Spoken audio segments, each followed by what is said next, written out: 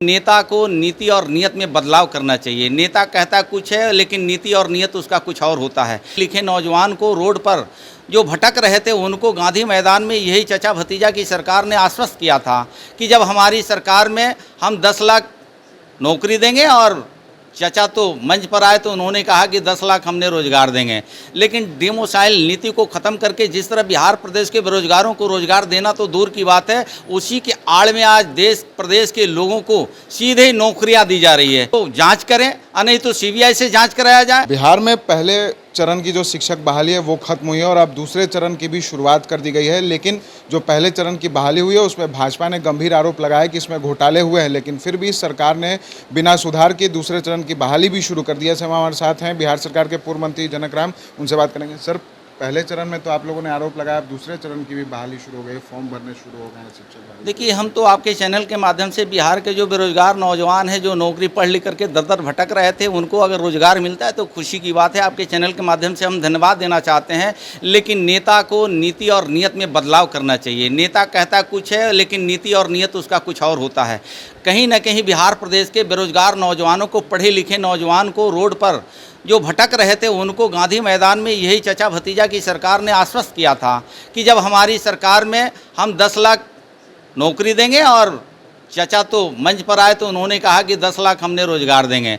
लेकिन डिमोसाइल नीति को ख़त्म करके जिस तरह बिहार प्रदेश के बेरोजगारों को रोजगार देना तो दूर की बात है, उसी के आड़ में आज देश प्रदेश के लोगों को सीधे ही नौकरियां दी जा रही है। उन नौकरी के आड़ में बहुत बड़े एक सिंडिकेट काम कर रहा है। इसको निश्चित रूप से खुलासा होना चाहिए। ये खुलासा कौन करेगा? या तो बिहार के सिटिंग जज जो जांच करें, और नहीं तो सीबीआई से जांच कराया जाए कि इसके पीछे कौन सा रैकेट काम कर रहा है। बड़े पैमाने पर रुपये के लेन देन करके नौकरियां दी जा रही है। आप एक एक करके जब पढ़े लिखे नौजवान छात्रों के बीच में जाएंगे, वो इसका दूध का दूध और पानी का पानी कर देंगे। सर, जो नियुक्ति पत्र बांटे गए हैं तो उस पर कहा जा रहा है कि आप लोगों का कलेजा फट रहा है। आप लोगों ने 2 करोड़ नौकरी का वादा किया था और हम लोग जब दे रहे हैं तो आप लोगों को परेशानी हो रही है, मतलब भाजपा। मुझे लगता है कि बिहार के नौजवानों को ये मालूम है, देश के सभी समाज के लोगों को मालूम है कि कलेजा किसका फट रहा है।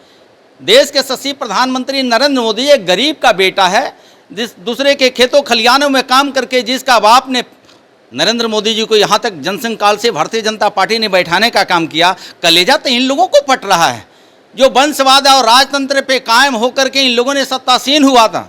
लेकिन कलेजा इन लोगों को फट रहा है। लेकिन दूसरा आरोप नरेंद्र मोदी जी के ऊपर लगाया जा रहा है। नरेंद्र मोदी जी राजतंत्र से निकले हुए व्यक्ति नहीं हैं, वो गरीब परिवार में जन्मे बेटा है। देशवासी और प्रदेशवासियों ने आशीर्वाद दिया है, तब नरेंद्र मोदी जी देश का प्रधानमंत्री बने हैं। सर, एक अंतिम सवाल है। गृह मंत्री अमित शाह फिर बिहार दौरे पर हैं और कहा जा रहा है कि उनके आने से कोई फर्क नहीं पड़ेगा, कमल बिहार में खिलने वाला नहीं है। अमित भाई शाह जी आते हैं तो इन लोगों में बेचैनी क्यों बढ़ जाती है? ये परेशान क्यों हो जाते हैं? इन लोगों को अपने काम करना चाहिए, जनता के बीच में जाना चाहिए। जनता के बीच में क्यों नहीं जा रहे हैं? महागठबंधन और घमंडिया गठबंधन के लोग, चाचा भतीजा का आज 15 साल उनका और 17 साल इनका ये सरकार चलाते हुए हो गया, लेकिन गरीब गुरबा का कितना विकास हुआ ये इनके जो है कि एजेंडा में होना चाहिए। ये सार्वजनिक करना चाहिए कि इनके शासनकाल में रोटी, कपड़ा, मकान, आवास, शिक्षा, सुरक्षा, सम्मान कितने लोगों का हुआ है। आज दिन दोपहर जो है कि बैंक कर्मी को हत्या कर दी जा रही है, बिजनेसमैन को हत्या किया जा रहा है, मोटरसाइकिल छिनतई हो जा रही है। ये आने वाले दिनों में ये भय समाप्त व्याप्त हो गया है। जो महागठबंधन में जंगल राज के नाम से जाना जाता था, आज वही भय व्याप्त चाचा भतीजा की सरकार में हो गई है। तो ये हमारे साथ बिहार के पूर्व मंत्री जनक राम थे, जिन्होंने सीधे तौर पर कहीं ना कहीं बिहार में जो शिक्षक बहाली हुई है उसको लेकर साफ कहा है कि बिहार में घोटालेबाजी हुई है। जो शिक्षक बहाली है और उसमें एक बड़ा सिंडिकेट काम कर रहा है, जिसका कि पर्दाफाश हम लोग जल्द से जल्द करेंगे और सरकार और सिटिंग जज से इस मामले की जाँच करानी चाहिए। सहयोगी अमित के साथ विशाल भारद्वाज, NBC News 24 पटना।